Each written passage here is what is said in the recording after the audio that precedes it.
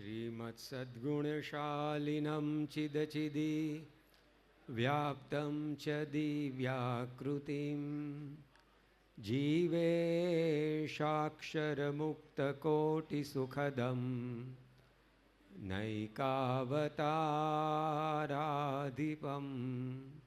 ज्ञेयं श्रीपुरुषोत्तमं मुनिवरैर्वेदादिकीर्त्यं विभुं तन्मूलाक्षरयुक्तमेव सहजा नन्दं च वन्दे सदा।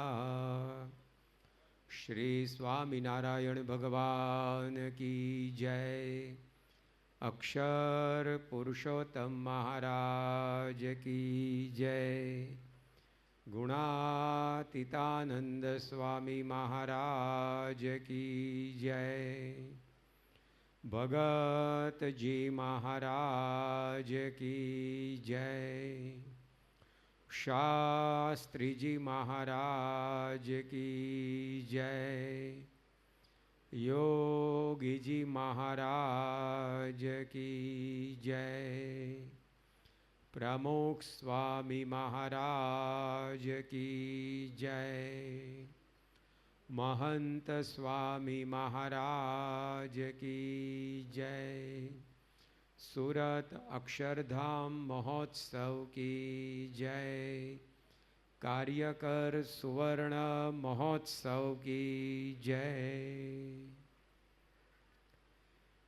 प्रतिदिन प्रातः काल में हम जो कठ उपनिषद की पारायण का श्रवण कर रहे हैं, उस पारायण में अब तक हमने देखा कि यह उपनिषद हमें समझाता है कि जब तक हम अपने जीवन में 3 प्रकार की समझ यानी कि ज्ञान को प्राप्त नहीं करते हैं, तब तक हमारे जीवन में समस्याओं का शाश्वत समाधान नहीं मिलता है और परलोक में मुक्ति की भी प्राप्ति नहीं होती है।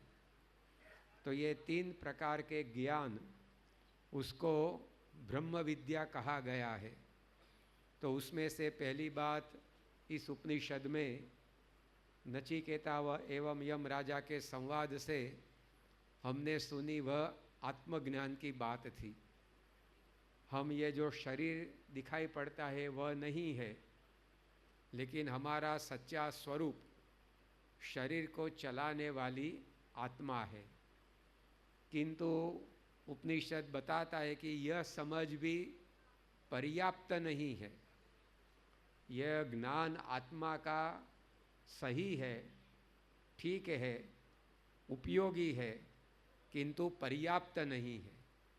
जैसे किसी को नदी पार करनी है तो वो अपने बाहुबल से नदी को तैर जाएगा, लेकिन जब समुद्र पार करने की बात आए तो वहाँ जिसके पास नाव है या नहीं, लेकिन दोनों को नाव में ही बैठना पड़ेगा।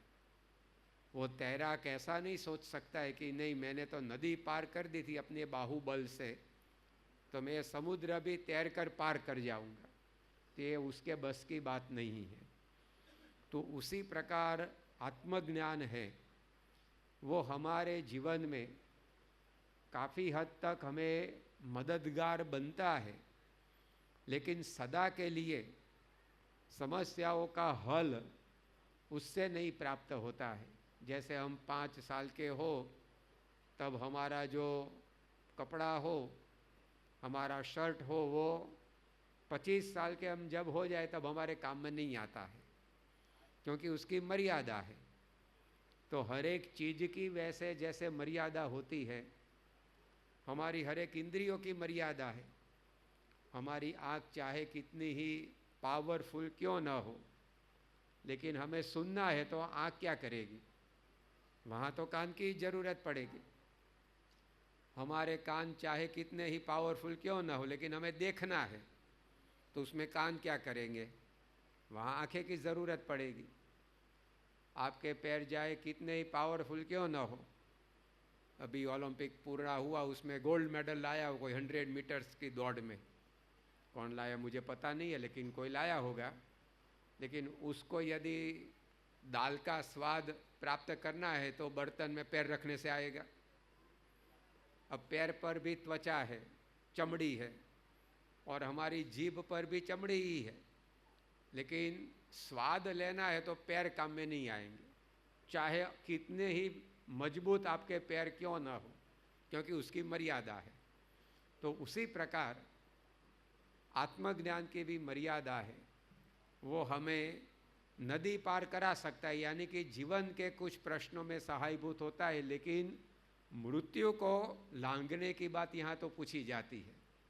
नचिकेता ने क्या पूछा है यमराजा से? मृत्यु पर मैं कैसे विजय प्राप्त कर सकूं, यानी कि जन्म मरण के चक्र को मैं कैसे मिटा सकूं, यह ज्ञान मुझे दीजिए। तो वो आत्मज्ञान से नहीं बनता है, वहाँ तो अब एक दूसरे ज्ञान की आवश्यकता है। उसके लिए उपनिषद ने ही कहा, तमेव विदित्वा अति मृत्यु मेति नान्यः पंथा विद्यते यनाय।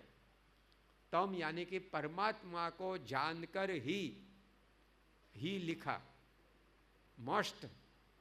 तमेव विदित्वा, भगवान को जानकर ही अति मृत्युम एति, कोई भी जीव मृत्यु को पार कर सकता है, यानी कि जन्म मरण के बंधन से छुटकारा प्राप्त कर सकता है। तो आत्मज्ञान के साथ हमें दूसरा ज्ञान चाहिए, परमात्मा का ज्ञान। उसके बिना हमारे शोक का कायमी रूप से निराकरण नहीं होता है। छांदोग्य उपनिषद में नारद जी और सनत कुमार का डायलॉग यानी कि वार्तालाप आता है। एक बार नारद जी सनत कुमार ऋषि के पास गए और उनसे कहा कि अहम शोचामि अधिहि भगवो ब्रह्म, मैं शोक में डूबा हूँ, आप मुझे कुछ उपाय बताइए। और तरति शोकस्य पारम तारयतु भगवान सनत कुमार, मुझे ये शोक सागर से पार करा दो। तो ये सिर्फ नारद जी का आर्तनाद नहीं है, मानव मात्र का यह आर्तनाद है। सब बोल रहे हैं अहम शोचामि। किसी को शारीरिक प्रश्न है, किसी को मानसिक प्रश्न है, किसी को सांसारिक प्रश्न है, किसी को आर्थिक प्रश्न है, किसी को सामाजिक, कई तरह तरह की समस्याओं से मानव का जीवन घेरा हुआ है। तो सब बोलते हैं अहम शोचामि, मुझे शोक है। और हरे का आर्तनाद है, शोकस्य पारम तारयतु भगवान सनत कुमार, मुझे शोक से पार ले जाओ। देखो, ये हमारे उपनिषद को एक व्यक्ति की समस्याओं को एड्रेस नहीं करते, मानव मात्र की समस्याओं का इसमें समाधान है। सभी को अपने अपने प्रश्नों का हल इसमें से प्राप्त होता है। इसलिए उपनिषद पुरातन होते ही भी अर्वाचीन रहे हैं, ये कभी पुराने नहीं हो गए। आज से 100 साल पहले जो पुस्तिका, जो बुक मोस्ट सेलिंग बुक की सूची में टॉप पर रही होगी, आज उसका कोई नाम भी नहीं जानता है। 50 साल पहले जो पुस्तिका विश्व में सबसे ज़्यादा बिकती थी, आज हमें उसका नाम भी पता नहीं है। लेकिन ये हमारे उपनिषदों को हजारों साल हो गए, लेकिन आज भी उसकी पोथी यात्राएं निकलती है, उसको सिर पर रख कर को लोग चलते हैं, क्योंकि उसमें मानव मात्र की समस्याओं का समाधान है। कभी ये पुराने नहीं होंगे, आज से लाख साल के बाद भी ये ज्ञान प्रस्तुत होगा, क्योंकि ये सनातन ज्ञान है, ये रिलेवेंट ज्ञान है। तो नारद जी ने जैसे सनत कुमार से कहा कि अहम शोचामि, आज मानव मात्र बोल रहा है कि मैं शोक में डूबा हूँ, आप मुझे शोक से पार ले जाओ। तो सनत कुमार ने नारद जी की बात सुनकर उनसे कहा कि मैं अवश्य तुम्हें शोक से मुक्त कर दूंगा, लेकिन पहले तुम क्या क्या पढ़कर मेरे पास आए हो मुझे बताओ। जैसे कोई डॉक्टर के पास दवाई लेने के लिए जाएगा तो डॉक्टर पूछेगा कि आपने पहले कौन सी दवाइयाँ ली है वो मुझे बताओ, उसके मुताबिक मैं आपको दवाइयाँ दूंगा, क्योंकि जाने बिना दवाई देगा तो कई बार रिएक्शन आ जाता है। तो डॉक्टर पूछता है कि आप पहले कौन कौन से औषध ले चुके हो। तो नारद जी ने जब पूछा तब सनत कुमार ने उनसे सामने प्रश्न किया कि आपने क्या क्या पढ़ा है अब तक। तब नारद जी ने एक लंबी सूची दी, ऋग्वेदम भगवो अध्ययमी, सामवेदम, यजुर्वेदम, अथर्वणम, वेदानां पंचमो वेदम, इतिहासम पुराणम, वाको वाक्यम, एकायनम, तर्कशास्त्रम, निधिशास्त्रम, ऐसे ऐसे कुल मिलाकर 16 विद्याओं का ज्ञान उनको था। ये 16 विद्याओं में आज आकाश से लेकर पाताल तक जो भी कुछ स्कूल कॉलेजों में पढ़ाया जाता है सब कुछ आ जाता है। ऐसी 16 विद्याओं का उनको ज्ञान था। ये सब कुछ जब नारद जी ने बोल लिया तब सनत कुमार ने कहा कि अल्पम वही एतत्, आप तो बहुत कम पढ़े हो। अरे क्या कम पढ़े हो, 16 विद्याओं में पीएचडी हुए हैं। और सनत कुमार क्या बोलते हैं कि तुमने कुछ पढ़ा ही नहीं है। आजकल तो विद्यार्थियों को 30 मार्क आते हैं, 5 मार्क ग्रेस से 35 से पास हो जाते हैं, फिर भी 5 पिक्चर देखने चले जाते हैं, चलो इस कक्षा में से आगे तो निकल गए हम। ऐसे जमाने में नारद जी को सनत कुमार क्या कहते हैं, जब नारद जी ने कहा कि मैं 16 विद्याओं में पीएचडी हुआ हूँ, वाचस्पति हूँ, सनत कुमार ने बोला कि आपने तो कुछ पढ़ा ही नहीं है। अल्पम वही एतत् नाल्पे सुखम, और जो अल्प है, कम है, उसमें कभी सुख नहीं होता है। तो नारद जी ने कहा कि अब मुझे जानने को क्या बाकी रह गया है। 4 वेद का ज्ञान मेरे पास है, हमने तो वेद के पन्ने भी नहीं देखे, वेद का कवर पेज भी नहीं देखा होगा किसी ने। उनको तो 4 वेद जीवाग्र पर थे। तब नारद जी को सनत कुमार बोलते हैं कि भूमा वैतत् सुखम, नाल्पे सुखम, आपको एक बात जानने की बाकी रह गई है, और वह बात है भूमा। ये संस्कृत शब्द है, उसका अर्थ है अति विशाल, अति बड़े, यानी कि सबसे बड़े जो परमात्मा है उसका ज्ञान आपको सिद्ध नहीं हुआ है। इसलिए सब कुछ जानने के बाद भी आप शोक से मुक्त नहीं हुए। और फिर सनत कुमार के पास से नारद जी ने परमात्मा के ज्ञान की प्राप्ति की और वे शोक से मुक्त हुए। तो अब यहाँ उपनिषद यमराजा नचिकेता को परमात्मा के ज्ञान की बात सुनाने के लिए जा रहे हैं। पहली बात सुनाई हम आत्मा है, लेकिन ये आत्मा कैसा है और आत्मा के नियामक कौन है, उसकी बात करने के लिए अब यमराजा नचिकेता को इस उपनिषद में आगे सुनाते हैं कि ये परमात्मा के ज्ञान की बात भी तुम्हें मृत्यु को लांघने के लिए समझनी पड़ेगी। और उसमें एक के बाद एक परमात्मा के स्वरूप की बात सुनाते हुए यमराजा कहते हैं, अणोरणियान महतो मह्यान आत्मास्य जंतोर निहितो गुहायाम तम अक्रतुः पश्यति वीत शोको धातु प्रसादान महिमानम आत्मनः। भगवान कैसे है, तो पहली बात कही अणोरणियान महतो मह्यान, अणु से भी भगवान सूक्ष्म है, यानी कि इस पृथ्वी पर जो छोटी सी छोटी चीज है, अणु सबसे छोटी चीज माना जाता है, तो अणु से भी अणु यानी कि सूक्ष्म से भी सूक्ष्म ये भगवान है। और महतो महिया, बड़े से भी बड़ा परमात्मा है। इस दुनिया में जो भी कुछ सबसे बड़ा है उससे भी परमात्मा की महिमा, उनका स्वरूप, उनका ऐश्वर्य अधिक है। आगे वे बताते हैं, आसीनो दूरम व्रजति शयानो याति सर्वतः। वे भगवान कैसे है, तो आसीनो यानी कि एक जगह पर है, फिर भी दूरम व्रजति, फिर भी दूर दूर तक व्यापक है। अब किसी आदमी एक जगह पर है तो दूसरी जगह पर कैसे हो सकता है। हम यहाँ हॉल में है तो मंदिर में नहीं है, जो मंदिर में है वो यहाँ हॉल में नहीं है। एक साथ 2 जगह पर हम कभी भी अपना स्थान बना नहीं सकते हैं, लेकिन परमात्मा को ऐसा नहीं है, वे बैठे हैं फिर भी दूर दूर तक जा सकते हैं। शयानो याति सर्वतः, वे सोते हुए भी सभी के हृदय में, सभी के स्वरूप में व्यापक हो सकते हैं।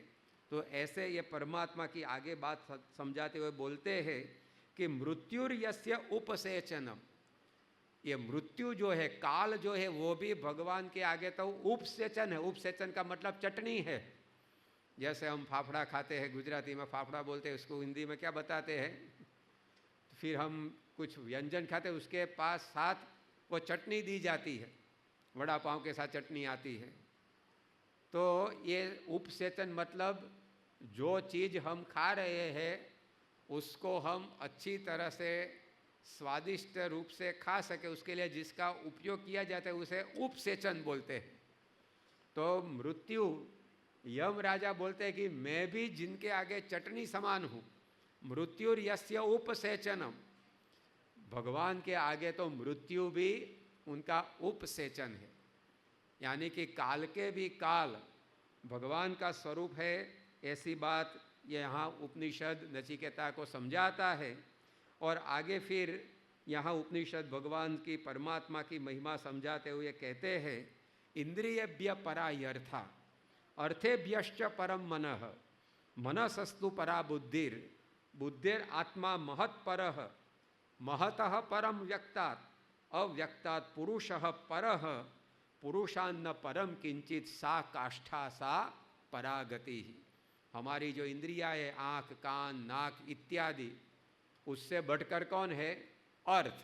अर्थ यानी कि पंच विषय, क्योंकि हमारी इंद्रियों को पंच विषय खींच जाते हैं। हमारी आँख को कौन खींचता है? रूप खींचता है। हमारी नासिका को कौन खींचता है? सुगंध खींच जाती है। तो इंद्रियों से अधिक बलवत्तर पंच विषय है। पंच विषय हमारी इंद्रियों को आकृष्ट कर देते हैं। लेकिन अर्थेभ्यश्च परम मनः, पंच विषय से अधिक बलवत्तर मन है। यदि मन में इच्छा नहीं हुई तो पंच विषय सामने होंगे, फिर भी उसमें कोई दिलचस्पी नहीं रहती है। लेकिन मन से अधिक कौन बलवत्तर है? तो बुद्धि। मनसस्तु परा बुद्धि। लेकिन बुद्धिर आत्मा महान परः, बुद्धि से भी अधिक आत्मा है। यदि किसी को ऐसा कहा जाए कि आपको एकदम स्वरूपवान बनाया जाएगा, अत्यंत रूप दिया जाएगा, मिस्टर यूनिवर्स जैसे आपको बना दिया जाएगा, लेकिन आपका एक स्क्रू यहाँ से ढीला कर दिया जाएगा, आप दोनों में से क्या पसंद करना चाहते? तो लोग क्या कहेंगे कि नहीं भाई, दिमाग तो ठीक रहना चाहिए, वरना रूप को क्या करेंगे। तो देखो, मन है वो शरीर से अधिक हम मानते हैं, लेकिन मन से भी अधिक कौन है? बुद्धि है। किसी को कहा जाएगा कि आपको मन भी दिया जाएगा, शरीर भी अच्छा दिया जाएगा, लेकिन आपकी बुद्धि ले ली जाएगी, तो बुद्धि बगैर करेगा क्या आदमी? तो कोई ऐसा पसंद नहीं करेगा। लेकिन किसी को कहा जाए कि आपको आइंस्टाइन जैसी बुद्धि दी जाएगी, आपको मजबूत मन दिया जाएगा, आपको एकदम सुदृढ़ और स्वरूपवान शरीर दिया जाएगा, लेकिन आपके शरीर में से आत्मा ले जाएगी, तो फिर हम क्या पसंद करेंगे? नहीं भाई, आत्मा तो रहनी चाहिए शरीर में, वरना रूप का क्या अर्थ है, बुद्धि का क्या अर्थ है। तो देखो, हम मानते हैं कि शरीर से अधिक मन है, मन से अधिक आत्मा है, क्योंकि आत्मा के बिना मन का भी कोई अर्थ नहीं रहता है, बुद्धि का भी कोई अर्थ नहीं रहता है, शरीर का भी कोई अर्थ नहीं रहता है। लेकिन अब आगे की सोच उपनिषद समझाता है कि ये आत्मा से भी अधिक कौन है? तो अक्षर ब्रह्म है, और अक्षर ब्रह्म से अधिक परमात्मा है। सा काष्ठा सा परागति, अब उससे आगे कोई नहीं है। पुरुषान्न परम किंचित, यह जो भगवान है, परमात्मा है, उससे आगे अब कोई नहीं। इंद्रियों से आगे मन, मन से आगे बुद्धि, बुद्धि से आगे आत्मा, आत्मा से आगे अक्षर ब्रह्म, अक्षर ब्रह्म से आगे परब्रह्म, परब्रह्म से आगे, उससे आगे कुछ नहीं। वो काष्ठा यानी कि पराकाष्ठा आ गई। तो भगवान सर्वोपरि है।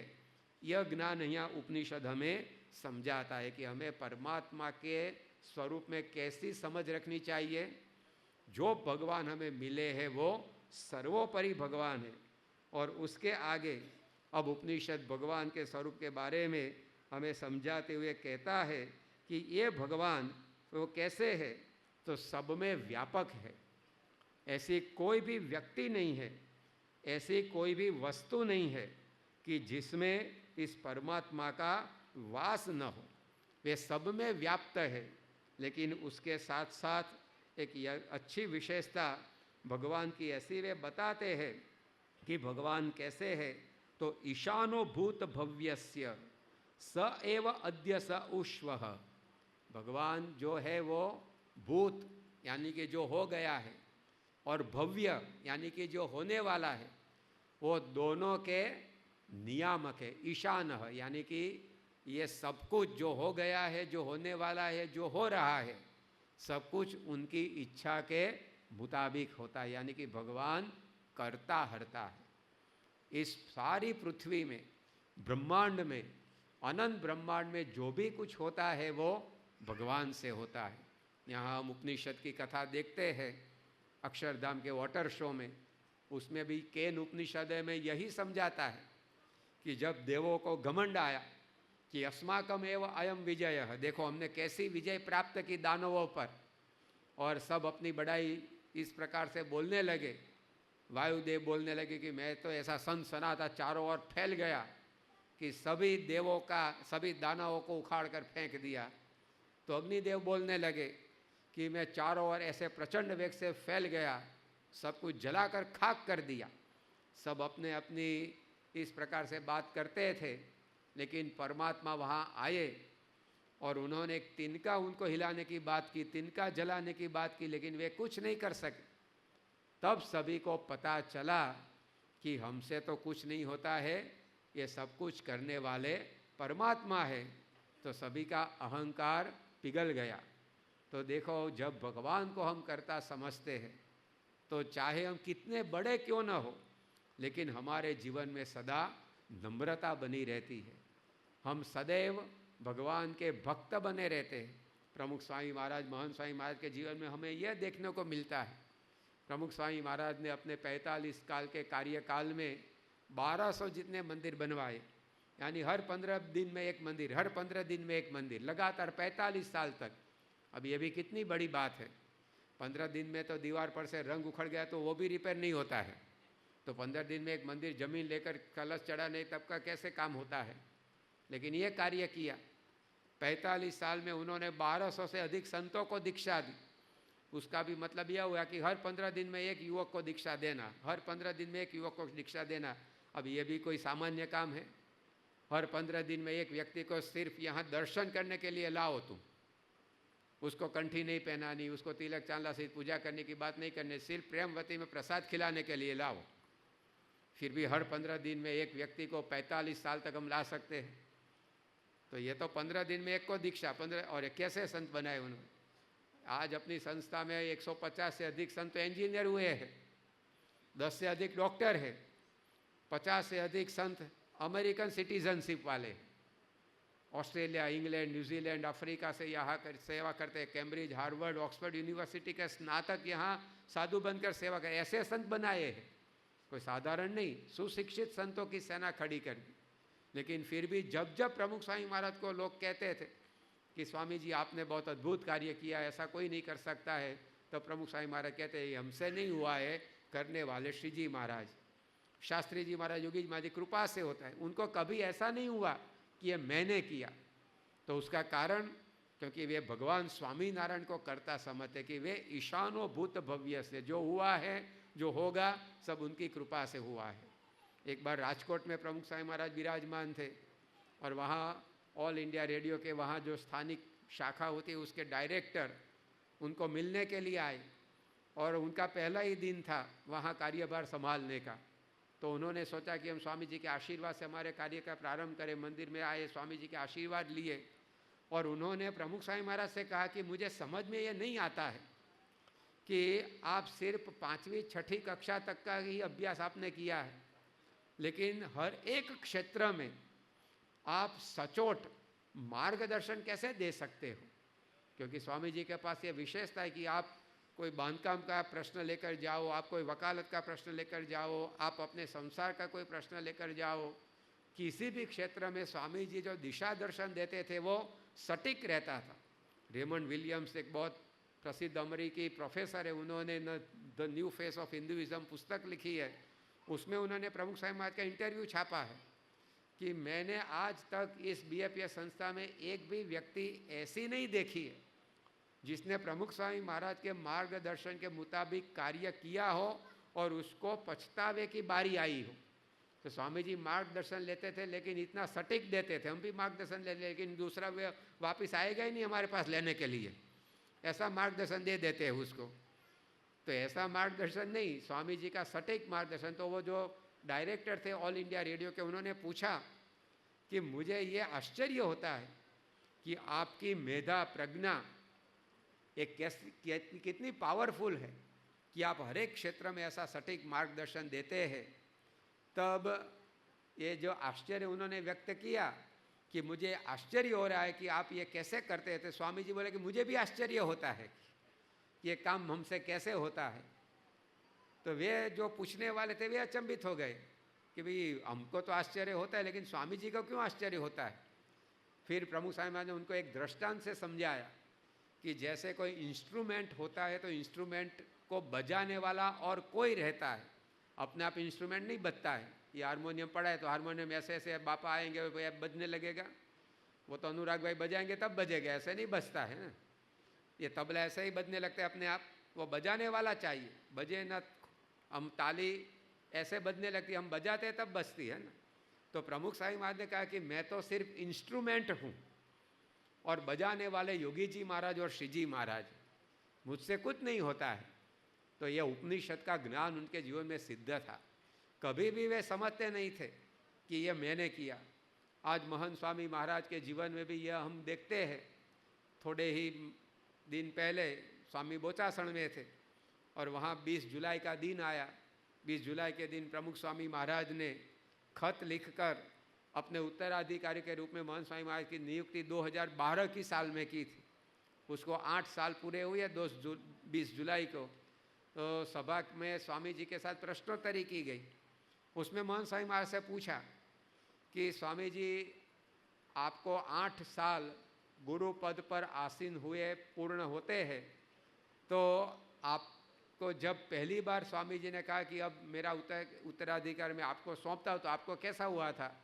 स्वामी जी ने बोला कि मुझे अभी भी नहीं लगता कि मैं गुरु हूँ, मैं नेता हूँ, मैं मुख्य हूँ, मैं तो सभी का दास हूँ, सेवक हूँ, ऐसा ही रहता है। अब 8-8 साल पसार हो गए हैं गुरु पद पर, लेकिन उनको विचार कैसा आता है कि हम तो नम्र है, सेवक है, दास है, गुरु है ही नहीं। हम सब देखते हैं कि स्वामी जी प्रातः पूजा के बाद सभी को हाथ जोड़कर प्रणाम करते हैं, 5-10 मिनट उसमें बीत जाती। तो भरूच में महंत स्वामी महाराज को एक बार पूछा गया कि स्वामी जी हम तो जब आपके दर्शन करते हैं पूजा में तब आप साक्षात अक्षर ब्रह्म है, आप में श्री जी महाराज विराजमान है, ऐसे भाव से श्री जी महाराज ने वचनामृत में कहा है कि जब ऐसे संत के दर्शन होते हैं तो ऐसा मानना कि हमें साक्षात भगवान के दर्शन हो रहे हैं। तो ये सब महिमा समझकर हम आपके दर्शन करते हैं। लेकिन आप जब सभी हरि भक्तों को हाथ जोड़कर प्रणाम कहते हो तब आपके मन में आप क्या विचार करते हो। तब महंत स्वामी महाराज ने कहा कि मैं एक एक हरि भक्त की आंखों से आंखें मिलाकर मन में बोलता रहता हूँ कि मैं इन हरि भक्त का दास हूँ, मैं इस हरि भक्त का दास हूँ, मैं इस हरि भक्त का दास हूँ। तो क्या सोचते हैं स्वामी जी। तो यहाँ उपनिषद जो समझाते हैं कि भगवान की कर्ता की महिमा उनको संपूर्ण समझ में आई, तो वे संपूर्ण नम्र रहते, संपूर्ण अहम शून्य रहते। तो यह भगवान के स्वरूप को जब हम समझते हैं तो हमारे जीवन में ऐसा लाभ होता है। उसके बाद आगे यहाँ उपनिषद भगवान की महिमा समझाते हुए हमें कहता है कि भगवान सभी में व्यापक है लेकिन सभी से निर्लेप भी है। अग्निर यथा एको भुवनम प्रतिष्ठो रूपम रूपम प्रतिरूपो बभूव एकस्तथा सर्वभूतांतरात्मा रूपम रूपम प्रतिरूपो बहिश्च। जैसे एक अग्नि हर एक में व्याप्त होकर रहता है, उसी प्रकार भगवान सभी में व्याप्त होकर रहे हैं। वायुर यथा एको भुवनम प्रविष्टो रूपम रूपम प्रतिरूपो बभूव। एक ही पवन जिस जगह पर जाए वो जगह का रूप धारण कर लेता है। तो वायु एक है लेकिन वो सभी में इस प्रकार से अंतर्निहित होकर रहता है। सूर्यो यथा सर्वलोकस्य चक्षुर न लिप्यते चाक्षुषैर बाह्य दोषै। लेकिन भगवान की विशेषता क्या है कि सभी में व्यापक है, सभी में वे रहे हैं, लेकिन किसी का दोष उनको स्पर्श करता नहीं है, वे निर्लेप रहते हैं। ये कैसी बात है, ये भगवान की दिव्यता है। उसको दृष्टांत से समझाया। सूर्य यथा सर्वलोकस्य चक्षु न लिप्यते चाक्षुषैहि बाह्य दोषैहि। सूर्य सभी की आंखों में रहा है तभी तो हमें दिखाई पड़ता है। हमारी पास आंखें होती है रात के अंधेरे में, लेकिन रात के अंधेरे में हम कुछ देख नहीं सकते हैं। लेकिन जब सुबह होती है सूर्य का प्रकाश हमारी आंखों में आता है और सब कुछ हमें दिखाई पड़ता है। तो सूर्य को सभी लोगों की आँख बताई गई है, क्योंकि आँख से हम नहीं देखते हैं, आँख में प्रकाश आता है तभी हमें सब कुछ दिखाई पड़ता है। लेकिन सूर्य सभी आँखों में रहने के बावजूद भी किसी की भी आँख का दोष उसको नहीं लगता है। किसी को मोती बिंदु की तकलीफ हुई हो तो क्या सूर्य को मोती बिंदु की तकलीफ हो जाती है? उसको नहीं होती है। किसी को जॉन्डिस हुआ है तो उसकी आंखें पीली बन जाती है, तो क्या सूर्य पीला बन जाता है? देखो, सूर्य सभी में है, सभी की आंखों में है, लेकिन किसी की भी आंख का दोष सूर्य को नहीं लगता है। उसी प्रकार भगवान भी एकस तथा सर्वभूतांतरात्मा, भगवान एक होकर सभी के अंतर में रहे हैं, फिर भी न लिप्यते लोक दुखे न बाह्य। इसके द्वारा उपनिषद हमें समझाता है कि भगवान दिव्य है। तो यहाँ भगवान के स्वरूप के बारे में उपनिषद ने हमें कुल मिलाकर 4 बात समझाई कि भगवान दिव्य है, भगवान सर्वोपरि है, भगवान कर्ता हर्ता है और भगवान साकार है। तो ऐसी परमात्मा का ज्ञान, ऐसी आत्मा का ज्ञान जब हमें होता है तब उपनिषद कहता है कि तरति शोकम आत्मविद, वो परमात्मा को जानने वाला शोक को पार कर जाता है। लेकिन यह परमात्मा और आत्मा की ज्ञान का हमें अनुभव कैसे हो? नायम आत्मा प्रवचने न लभ्य न मेधया न बहुना श्रुतेन। आत्मा परमात्मा की बात को हम जान ले पुस्तकों से, प्रवचनों से, ये नहीं बनता है। तो उसका भी एक और ज्ञान उपनिषद हमें समझाता है। आत्मा और परमात्मा के ज्ञान का साक्षात्कार करने के लिए हमें आवश्यक है अक्षर ब्रह्म को जानना। इसलिए यहाँ कहा एतद एव अक्षरम ब्रह्म, एतद एव अक्षरम परम, एतद एव अक्षरम ज्ञात्वा यो यदि क्षति तस्य तत्। ये भगवान के और आत्मा के ज्ञान को जानने के लिए अक्षर ब्रह्म, उसको हमें जानना पड़ेगा, क्योंकि अक्षर ब्रह्म के द्वारा ही हम परब्रह्म को प्राप्त कर सकते हैं। इसलिए आगे बोलता है उपनिषद एतद आलम्बनम श्रेष्ठम, एतद आलम्बनम परम, एतद आलम्बनम ज्ञात्वा ब्रह्मलोके महीयते। यह अक्षर ब्रह्म एक श्रेष्ठ आलम्बन है, आधार है आत्मा और परमात्मा के ज्ञान को प्राप्त करने का। इसलिए आगे और एक उपमा दे गई, यह सेतुरी जाना नाम अक्षरम ब्रह्म यत् परम। अक्षर ब्रह्म का उपनिषद भगवान के पास जाने के लिए सेतु रूप बताते हैं। यहाँ सेतु की उपमा क्यों दे गई? हम नदी को इस प्रकार से नाव में बैठकर भी पार कर सकते हैं, लेकिन नाव में कौन बैठ सकता है? मनुष्य ही बैठ सकते हैं। यदि किसी चींटी को नदी पार करनी है तो वो नाव से कैसे पार कर सकेगी? क्योंकि चींटी तो नाव में बैठ ही नहीं सकती है, तो उसके लिए नदी को पार करना मुश्किल हो जाएगा। लेकिन नदी पर सेतु बन गया तो सेतु के द्वारा तो छोटा जीव भी नदी को पार कर सकता है। तो अक्षर ब्रह्म ऐसा है कि वो पामर से पामर जीव को, अधम से अधम जीव को भी माया रूपी नदी को पार कराकर भगवान के चरण तक पहुंचा सकता है। इसलिए उसको सेतु कहा गया। यह सेतुरी जाना नाम अक्षरम ब्रह्म यत् परम। सेतु का मतलब यह कि छोटे से छोटे चींटी जैसे छोटे जीव को भी यदि सेतु मिल गया तो नदी के उस और पार से उस पार आ जाती है। वो नदी को अपने आप नहीं तैर सकती है, नाव से नहीं तैर सकती है। तो अक्षर ब्रह्म की यह महिमा है, वो अधम से अधम, पामर से पामर जीव को भी इस प्रकार माया रूपी नदी को तैरा कर परमात्मा के चरण तक पहुंचा सकते हैं। तो यह अक्षर ब्रह्म को जानना वो परमात्मा और आत्मा के ज्ञान के लिए अत्यंत आवश्यक है। इसलिए योगी जी महाराज बताते थे कि ब्रह्म विद्या क्या है। ये उपनिषदों में ब्रह्म विद्या का निरूपण है, लेकिन ब्रह्म विद्या क्या है? तो योगी जी महाराज ने बोला है कि प्रकट ब्रह्म को जानना और उसको सम्यक प्रकार से उसका सत्संग करना।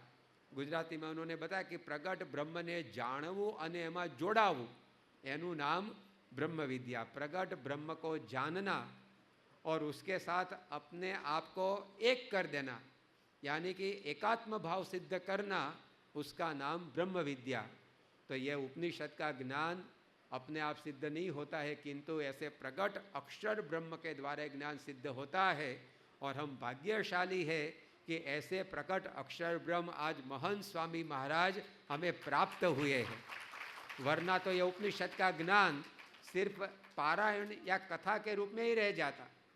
लेकिन यह उपनिषद का ज्ञान सिर्फ पारायण के लिए नहीं है, वो हमें सिद्ध करना है। जैसे नचिकेता ने सिद्ध किया, तो हमें भी मृत्यु को पार करना है। हम कितने वर्षों से, युगों से, जन्मों से जन्म मरण के चक्कर में फंसे हैं। भगवान स्वामीनारायण ने कहा कि समुद्र में जितना जल है, इतना यह जीव स्तनपान के द्वारा माता के दूध को पी गया है। यानी कि कितने जन्म हमने लिए हैं। गौतम बुद्ध अपने शिष्यों को ऐसा बताते थे कि आपने कितने जन्म लिए हैं। तो यह जीव को जब जब कष्ट होता है, तब हम जानते हैं कि यह रोता है। जब मनुष्य के जीवन में कष्ट आता है तो क्या वो रोने लगता है। तो गौतम बुद्ध समझाते थे कि आपने इतने जन्म लिए हैं कि जब जब आप रोए हो और तब तब आपने जो आंसू बहाए हो, वो आंसुओं को यदि एकत्र किया जाए तो आपके आंसुओं से दुनिया के 7 समुद्र भर जाए। इतना ये जीव कष्ट झेलते झेलते आया है। यानी कि अनंत जन्म हमने लिए हैं। लेकिन उससे छुटकारा पाने के लिए ये आत्मा और परमात्मा का ज्ञान, और उसको भी प्राप्त करने के अक्षर ब्रह्म का ज्ञान, अक्षर ब्रह्म का प्रसंग, सत्संग, तो हमारे हाथ में चाबी आ गई है। यह आत्मा परमात्मा के ज्ञान को प्राप्त करने की, उपनिषद के ज्ञान को प्राप्त करने की नचिकेता ने जो प्राप्त किया वो हम भी कर सकते हैं। इसी मनुष्य जन्म में, इसी मनुष्य जन्म में के साथ हम जहाँ रहते हैं, आपका गांव हो, आपका शहर हो, आपका घर हो, आपका व्यवसाय जो भी हो, वहाँ रहकर उपनिषद का ज्ञान प्राप्त करने के लिए जंगल में जाने की आवश्यकता नहीं है।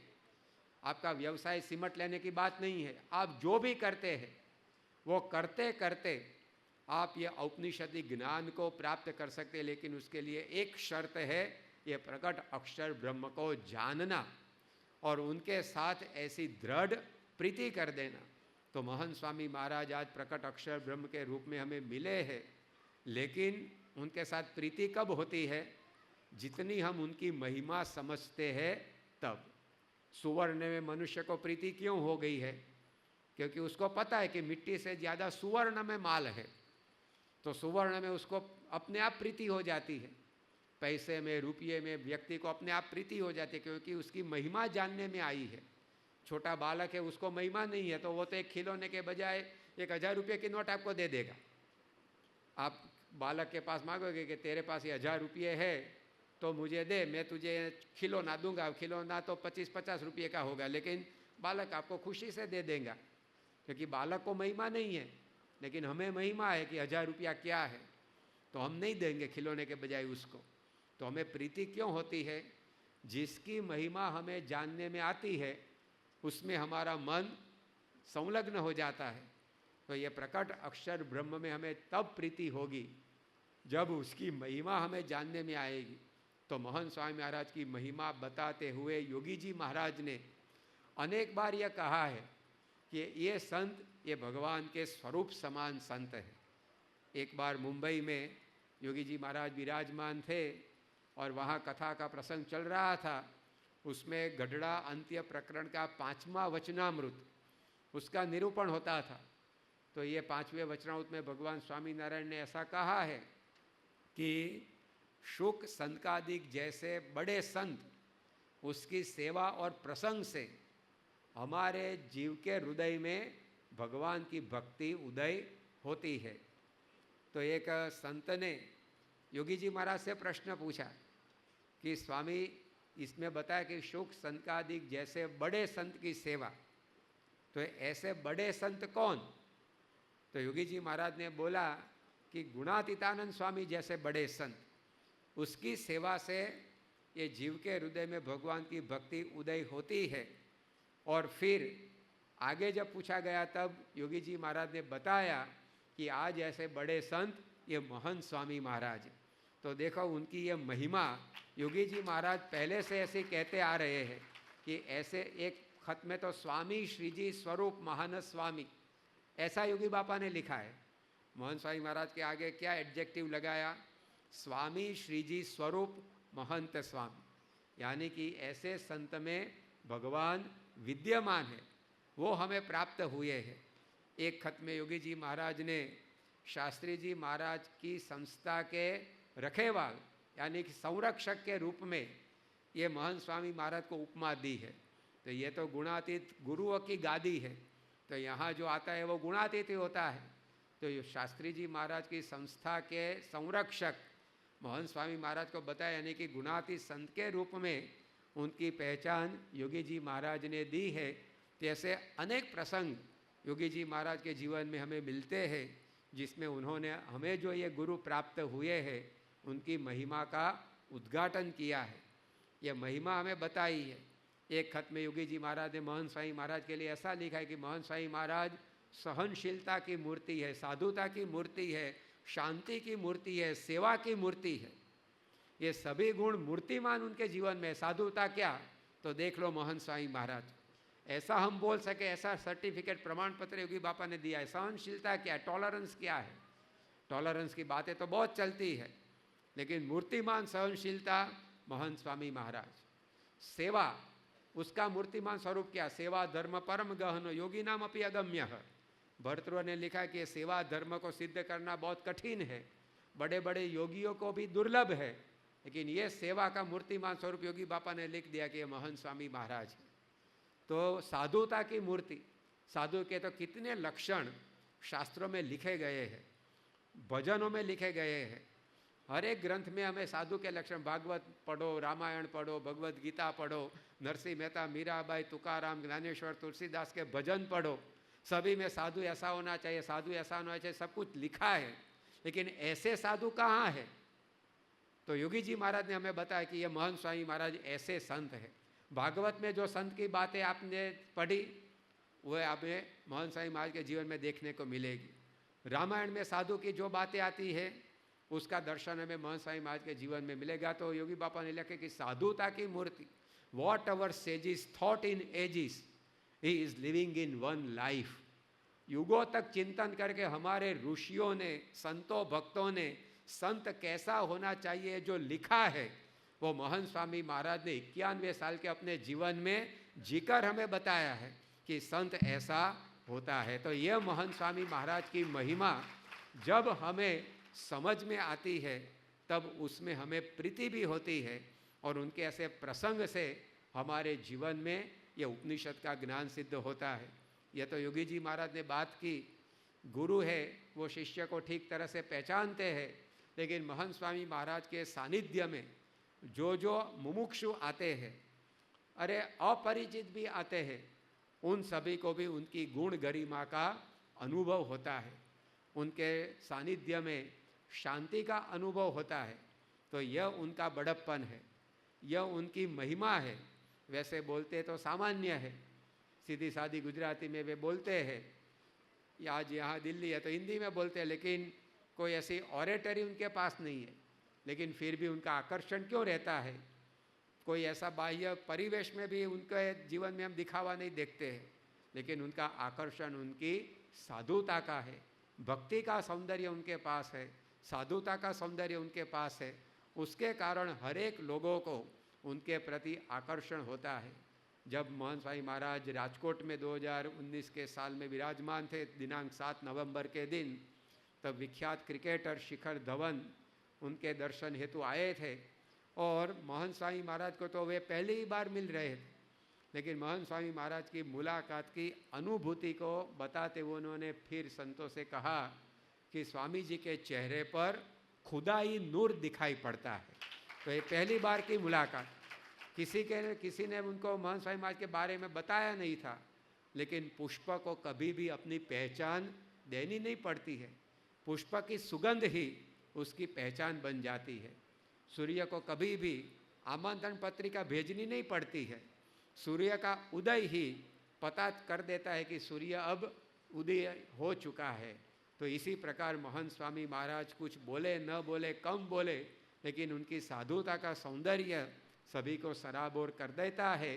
तो इस प्रकार जो जो उनके प्रसंग में आते हैं उन सभी को यही अनुभूति होती है कि ऐसे संत के द्वारा आज भगवान का कार्य हो रहा है। आर्ट ऑफ लिविंग की बड़ी सामाजिक धार्मिक संस्था के प्रणेता श्री रविशंकर जी, उन्होंने भी प्रमुख स्वामी महंत स्वामी महाराज को जब वे बेंगलोर में मिले तब बताया था कि आज स्वामी जी को देखकर ऐसा लगता है कि मानो पूरे से पूरे नारायण इस पृथ्वी पर उतर आए हैं। तो आज उनके दर्शन का लाभ हमें मिल रहा है। आज हमें जो ये दर्शन होते हैं, हम जो गुरु का सानिध्य प्राप्त कर रहे हैं, वो उपनिषद में जो ब्रह्म का वर्णन है, वो सचमुच अक्षर ब्रह्म का स्वरूप, ये महंत स्वामी महाराज के दर्शन का लाभ हमें प्राप्त होता है। तो ऐसे कई महानुभाव, कई मुमुक्षु, सभी लोगों को अंतर में ये प्रतीति आती है कि आज ऐसे संत के द्वारा भगवान का कार्य हो रहा है। महंत स्वामी जी महाराज जब 2018 की साल में मुंबई में विराजमान थे, तब एक सुविख्यात संगीतकार तन्मयी जी स्वामी जी को मिलने के लिए आए। वैसे उन्होंने तो अपनी वेबसाइट पर ही महंत स्वामी महाराज के दर्शन किए थे, और वेबसाइट पर महंत स्वामी महाराज के दर्शन करके उनको स्वामी जी के प्रति आकर्षण हुआ और वे महंत स्वामी महाराज के दर्शन करने के लिए आए। और जब स्वामी जी के बारे में उनको पूछा गया तब उन्होंने कहा कि मैं निशब्द हो गया हूँ। महंत स्वामी महाराज की अनुभूति मैं शब्दों में कैसे व्यक्त कर सकूँ। मुझे अत्यंत शांति का अनुभव आज हो रहा है। तो शांति पमाड़े तेने संत कहिए, ऐसा जो गुजराती भजन में लिखा गया है, वो ऐसी शांति का अनुभव आज महंत स्वामी महाराज के सानिध्य में सभी को होता है। तो यह जो कठ उपनिषद की कथा 10 दिन तक हमने सुनी, उसके सार में यही आता है कि अक्षर ब्रह्म का ज्ञान जब हमें होता है, तभी हम आत्मज्ञान और परमात्मा के ज्ञान को सही रूप में प्राप्त कर सकते हैं। क्योंकि यह सेतुरी जाना नाम अक्षरम ब्रह्म यत् परम, अक्षर ब्रह्म ही भगवान को पाने के लिए सेतु समान है। और योगी जी महाराज ने जो भी बोला कि प्रगट अक्षर ब्रह्म को पहचानना और उसके साथ प्रीति करना, यही ब्रह्म विद्या है। तो आज तो हम बहुत भाग्यशाली है कि ऐसे प्रकट अक्षर ब्रह्म महंत स्वामी महाराज का सत्संग हमें मिला है। अब उनकी महिमा जानने के लिए उनका प्रसंगों का स्मरण चिंतन हम करते रहे, तब उनकी महिमा यथार्थ रूप में हमें समझ में आती है और उसमें उतनी प्रीति बढ़ती है। तो आज ऐसे प्रकट अक्षर ब्रह्म गुरु महंत स्वामी महाराज हमें दर्शन देने के लिए मंच पर पधार रहे हैं। आज हम उनकी प्रतीक जन्म जयंती को भी मना रहे हैं, क्योंकि 91 साल 13 दिन के बाद उनको पूर्ण हो गए, लेकिन दिल्ली एडवांस है। तो आज स्वामी जी की 91वीं प्रतीक जन्म जयंती को मना रहे हैं। ऐसे शुभ दिन पर महंत स्वामी महाराज के चरणों में ही हम प्रार्थना करें कि आप साक्षात ब्रह्म विद्या के मूर्तिमान स्वरूप है। कठ उपनिषद में जो अक्षर ब्रह्म की बात बताई है, वो आप अक्षर ब्रह्म स्वयं है। तो हम आपका मन कर्म और वचन से प्रसंग करके, आपके साथ प्रीति दृढ़ करके उपनिषद के ज्ञान को सिद्ध कर सके, ऐसी बल बुद्धि शक्ति मिले, ऐसी कठोपनिषद की पारण हमारे जीवन में हो, यही उनके चरणों में प्रार्थना। श्री स्वामी नारायण भगवान की जय।